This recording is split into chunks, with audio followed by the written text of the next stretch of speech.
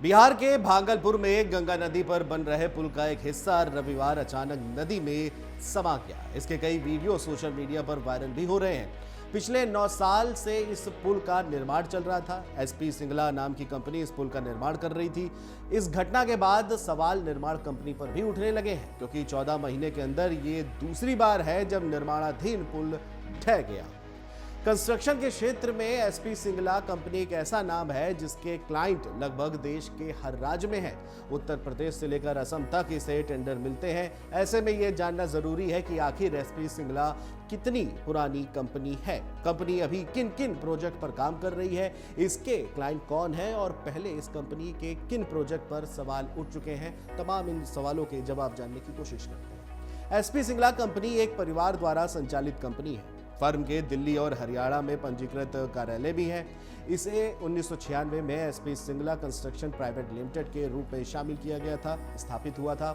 Firm अपनी website के जरिए कहती है कि ये कंस्ट्रक्शन इंजीनियरिंग में transport, site development, hydraulic, environmental, structural और जियो टेक्निकल इंजीनियरों से डिजाइनों की योजना बनाती है और इसका निर्माण करती है। ये कंपनी दूर दूर तक सुगम कनेक्टिविटी और संचार के लिए क्षेत्रों का निर्माण भी करती है।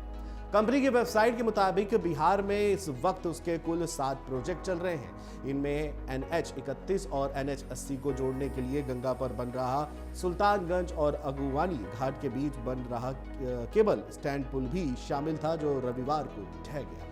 इसके अलावा पटना में NH-19 पर गंगा के पार नया 4 लेन एक्स्ट्राडोल ब्रिज, शेरपुर से विध्यवास के बीच गंगा नदी पर पुल और किशनगंज शहर में फ्लाईओवर का निर्माण, दीघा से दीदारगंज के बीच बन रही 4 लेन एलिवेटेड रोड का निर्माण भी इसी कंपनी के जिम्मे है।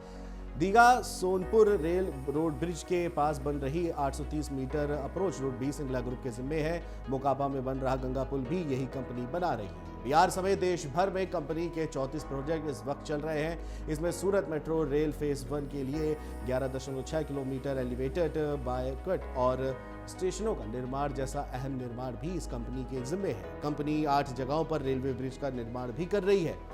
इनमें गुजरात के दभोई, सिनौर, मलसर, आसा रोड स्थित नर्मदा पुल, यूपी के प्रयागराज में फाफमऊ गंगा पर बन रहा 6 लेन पुल, बहराइच में घाघरा नदी पर बन रहा पुल, राजस्थान के डूंगरू में नदी पर बन रहा पुल भी शामिल है। वहीं असम, मणिपुर, ओडिशा में भी कंपनी इसी तरह के पुल बना रही है। यूपी में गाजीपुर से तारीघाट के बीच गंगा पर बन रहा रेल सड़क स्टॉल पुल भी एसपी सिंगला समूह ही बना रही है। राज्यवार बात करें तो कंपनी इन 34 में से सबसे ज्यादा 7 प्रोजेक्ट बिहार में चल रहे हैं। इसके बाद 4 प्रोजेक्ट उत्तर प्रदेश, असम और गुजरात में हैं।